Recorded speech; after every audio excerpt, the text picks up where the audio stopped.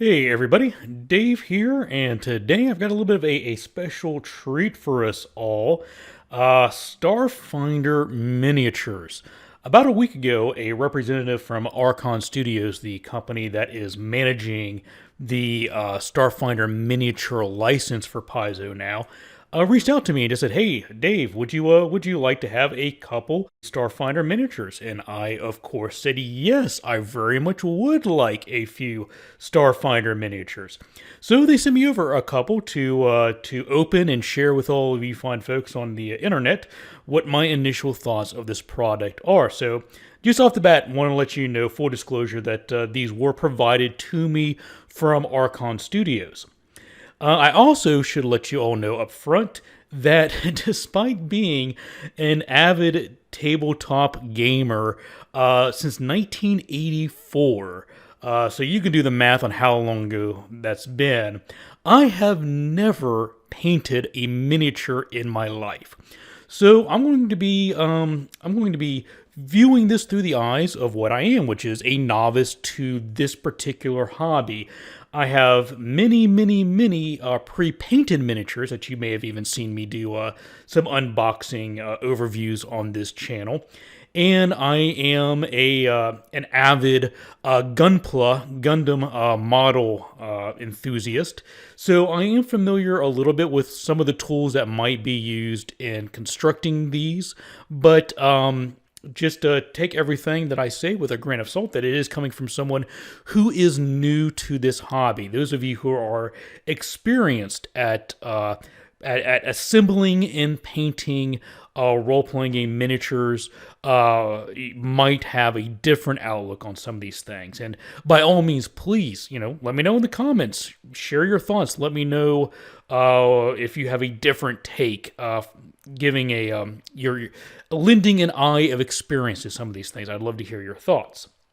Now, my first thought when I opened these up and I looked at them, I pretty much know from looking at some of the things online that these are, they're plastic, they're not already painted, and they are in all likelihood on sprues that will need to be assembled.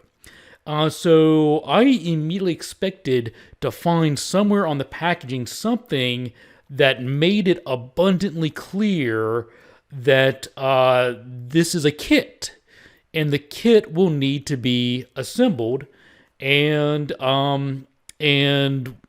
maybe some guidance on what all that entails. Now, all I found was a little bit of fine print on the bottom.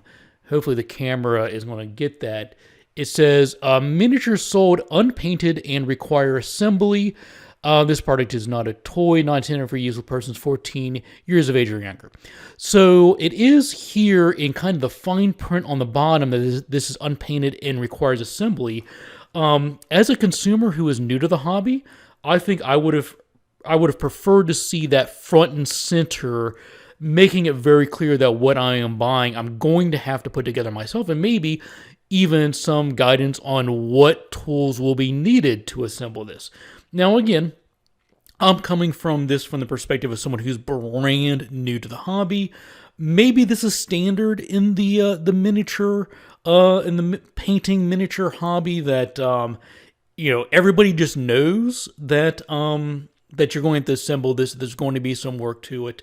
I was expecting it to be a little more clear that there is a certain amount of work that's going to go into this, and maybe even something saying what I am going to need in order to assemble it. Does it snap together? Do I need to glue it together? If I am gluing it together, is super glue okay, or do I need a special liquid cement? If it's on a sprue, do I need any kind of clippers to get it off the sprue? And maybe there will be a pamphlet or something inside that gives you that information. But I just expected to see it clearer on the outside packaging. But let's go ahead and tear open one of these now. They did send me 4, so let me show you the 4 that they sent. They sent me the Halfling Pilot, which I appreciate because that's actually one of my favorite pieces of art from the core rulebook. The Human Solarian, carrying a staff there, android mechanic and the mechanic's drone. So I appreciate them sending that as a set. And the Lashunta Envoy. So I'm just going to open up the Halfling Pilot for now and see what we've got here. And I should say that I believe the website has these priced at $10 US each. I don't know, maybe the mechanic one, I don't know, maybe that's a little bit more expensive because it's 2 minis, but I think that these are typically retailing at $10 US each. So let's see what we've got here inside. Make a little more room. We've got a plastic sprue with all of these little pieces. And extra little because it is the halfling. Oops, sorry about hitting the camera there.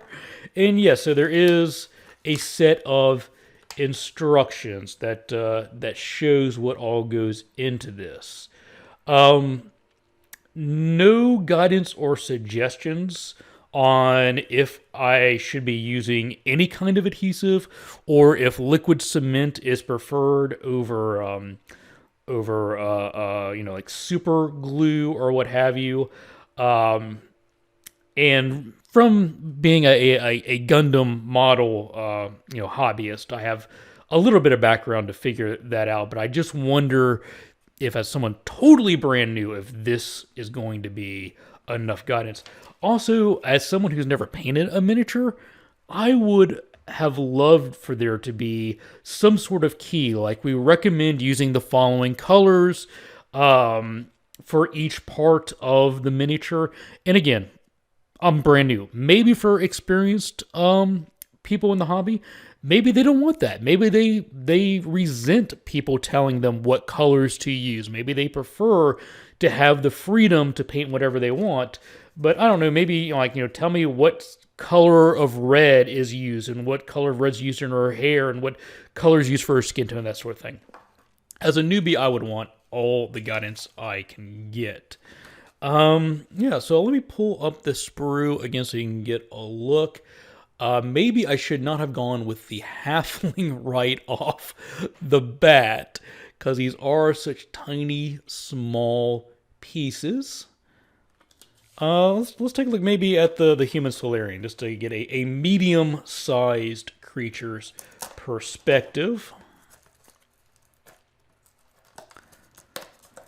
And as I'm pulling this off, I'm thinking, well, maybe I should take a look at the Archon Studio's website. Maybe there are tutorials there for assembling or for painting and color suggestions that I just have not noticed yet. Alright, so let's take a look here at the human Solarian. Alright, same as before. Unsurprisingly, it is like the halfling, just bigger, as you would expect with a human. So I'll just pass the sprue by.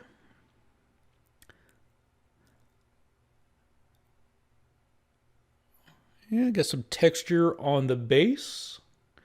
Alrighty, so I've opened 2 of them. I'm going to hold off on the other 2 for the time being, because I want to try assembling these. And for this, I'm going to bring out my trusty X-Acto self-healing cutting mat that I use for building my Gundam models, and some of the regular tools I use that I suspected I might need for this. And we'll see what happens. I'm probably going to film it, but I won't subject everybody to watching me do every little thing and probably fast forward here. But I'm going to get rolling and have a little fun with this, and I'll be joining you all again in a moment when I'm done.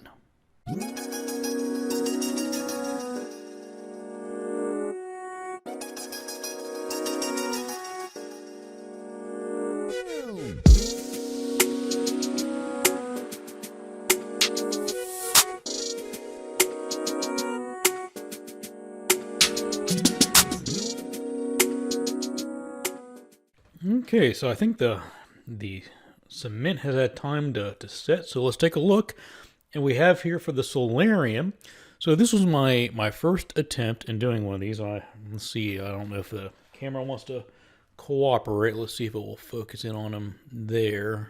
Hopefully, it'll stay on them. Yeah, lessons learned in my first attempt.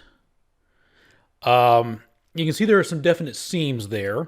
I don't believe that I shaved the pieces close enough when I cut them from the sprues, and that prevented them from sitting perfectly flush. So that's one lesson learned on my first attempt. Also, with the arm joint there, I think I didn't give enough time for the liquid cement to set.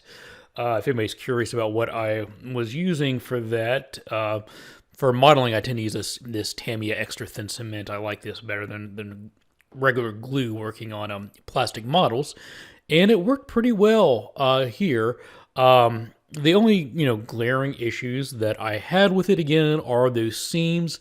And so I do want to just put a disclaimer again that this is my first time. And those seams, I am darn near positive, are not a error on the side of the manufacturer. That's me not cutting these close enough on the sprues, and the little nubs that remained did not sit flush.